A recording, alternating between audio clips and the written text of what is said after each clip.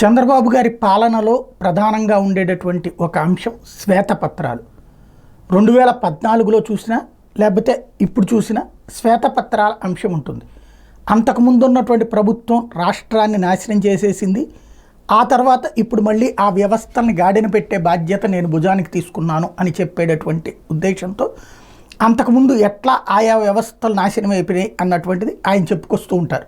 2014లో ఒకసారి మనం గుర్తుకు తెచ్చుకుంటే మొత్తం దాదాపు 10-12 శ్వేతపత్రాలు రిలీజ్ చేశారు. అంతకుముందు ఉన్నటువంటి కాంగ్రెస్ ప్రభుత్వం 2004 నుంచి 2014 దాకా పరిపాలించడం వల్ల రాష్ట్రం ఎట్లా నాశనం అయిపోయింది, రాష్ట్ర విభజన వల్ల ఎట్లా నాశనం అయిపోయింది, దాన్ని గాడిని పెట్టడం అన్నటువంటి బాధ్యతను నేను తీసుకుంటున్నాను అంటూ శ్వేతపత్రాలు రిలీజ్ చేసేవారు. ఇప్పుడు మళ్ళీ ఈ గత 5 ఏళ్ల జగన్మోహన్ రెడ్డి పరిపాలనలో రాష్ట్రాన్ని నాశనం చేసేసాడు వివిధ వ్యవస్థలు అంటూ ఒక పోలవరం, అట్లాగే అంతకుముందు తీసుకొచ్చినటువంటి అమరావతి, పోలవరం తర్వాత అమరావతి, ఇప్పుడు తాజాగా విద్యుత్ వ్యవస్థ సర్వనాశనం అయిపోయింది. రాష్ట్రంలో ప్రజల మీదన వేల కోట్ల రూపాయలు భారం వేశారు. గతంలో అయితే చంద్రబాబు గారు ఖచ్చితంగా ధరలు అయితే పెంచలేదు, ట్రూ అప్ ఛార్జీలు లాంటివి వేశారు, కానీ ఇంత దారుణమైనటువంటి ధరలు అయితే పెంచలేదు. కరెంట్ ఛార్జీలు అందులో నో డౌట్. 1000 రూపాయల బిల్లులు 3000 రూపాయలు 5000 దాకా అయితే తీసుకెళ్ళలేదు ఆయన టైంలో. అయితే గీతే 1000 రూపాయల బిల్లులు 200 300 మ్యాక్సిమం ఒక 1400 1500 దాకా పెరిగి ఉంటుంది. ఏకంగా 3000 4000కి తీసుకెళ్ళినటువంటి దాఖలా లేదు. అవి కూడా ట్రూ అప్ ఛార్జీల పేరుతో, డైరెక్ట్ కరెంట్ ఛార్జీలతో కాకుండా ట్రూ అప్ ఛార్జీల పేరుతో చేసుకొచ్చేవాడు. జగన్మోహన్ రెడ్డి హయాంలో చెప్పకుండానే భారాలు బాధేశారు, ఆ విషయాల్ని గుర్తు చేశారు.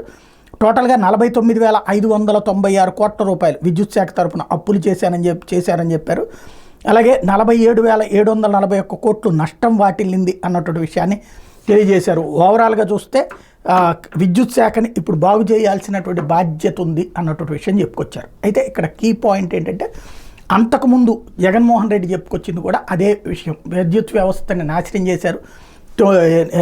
ఏది 2 రూపాయలకి 2.5 రూపాయలకి కరెంట్ వస్తున్నా సరే 4.5 రూపాయలకి లేకపోతే 6 రూపాయలకి కొన్నారు అన్నటువంటి చెప్పుకొస్తూ అసెంబ్లీలో పవర్ పాయింట్ ప్రజెంటేషన్ చేసి విద్యుత్ వ్యవస్థలో అప్పుల పాలు చేశారు. ఆ అప్పులు తీర్చకపోతే రాష్ట్ర ప్రభుత్వం ఇరకాటంలో పడేటటువంటి పరిస్థితి అయిపోయింది. రాష్ట్ర ప్రభుత్వం డబ్బులు బెగబట్టేసుకుంది కేంద్ర ప్రభుత్వం. చివరికి మళ్ళీ కేంద్రంతో మాట్లాడితే ఆ అప్పుల్ని 5 దశల్లో తీర్చడానికి, ఏడాదికి ఇంత తీర్చడానికి అంగీకరించింది. చంద్రబాబు నాశనం చేశారని ఆ రోజున జగన్మోహన్ రెడ్డి చెప్పారు. ఇప్పుడు జగన్మోహన్ రెడ్డి విద్యుత్ వ్యవస్థను నాశనం చేశారని చంద్రబాబు నాయుడు చెప్తున్నారు.